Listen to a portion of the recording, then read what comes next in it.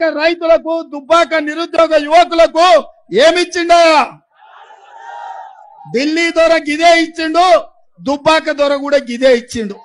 సిద్దిపేటను జిల్లా చేసింది కేసీఆర్. సిద్దిపేటకు రైలు తెచ్చింది బీఆర్ఎస్. సిద్దిపేటకు గోదావరి నీళ్లు తెచ్చింది బీఆర్ఎస్. సిద్దిపేటకు పోలీస్ కమిషనరేట్ తెచ్చింది బీఆర్ఎస్. సిద్దిపేటకు medical college, nursing college, pharmacy college, PG college, ఎన్నో విద్యాలయాలను తెచ్చింది బీఆర్ఎస్. సిద్దిపేటకు ఐటీ హబ్ తెచ్చింది బీఆర్ఎస్.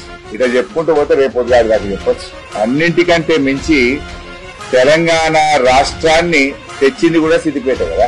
తెలంగాణ ఉద్యమానికి కేసీఆర్ బయలుదేరితే ఆశీర్వదించి ఆనాటి సీమాంధ్ర శక్తులను ఎన్ని కుట్రలు చేసినా వాటిని తిప్పికొట్టి కేసీఆర్ ను అందించింది సిద్దిపేట. అక్కడి నుంచే తెలంగాణ వచ్చింది.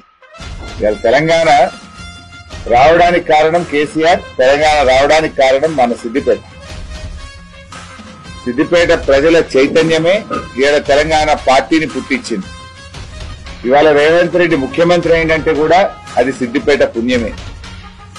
సిద్దిపేట లేకుంటే తెలంగాణ ఉద్యమం లేదు, తెలంగాణ ఉద్యమమే లేకపోతే ఇవాళ తెలంగాణ రాష్ట్రమే లేదు. తెలంగాణ రాష్ట్రమే లేకుంటే రేవంత్ రెడ్డి ముఖ్యమంత్రి అయ్యేవాడే కాదు. గదే చంద్రబాబు నాయుడు అడుగులకు మడుగులు ఒప్పుకుంటా ఆంధ్రలో మోచేతి నీళ్లు దాక్కుంటే బతుకుండే. ఇవాళ సిద్దిపేటకు కేసీఆర్ కు రేవంత్ రెడ్డి రుణపడి ఉండాలి. సిద్దిపేట లేని కేసీఆర్ లేడు, కేసీఆర్ లేని సిద్దిపేట లేదు. జీవితాంతమైన రుణపడి ఉండాలి. ఆయన వల్లనే తెలంగాణ వచ్చింది.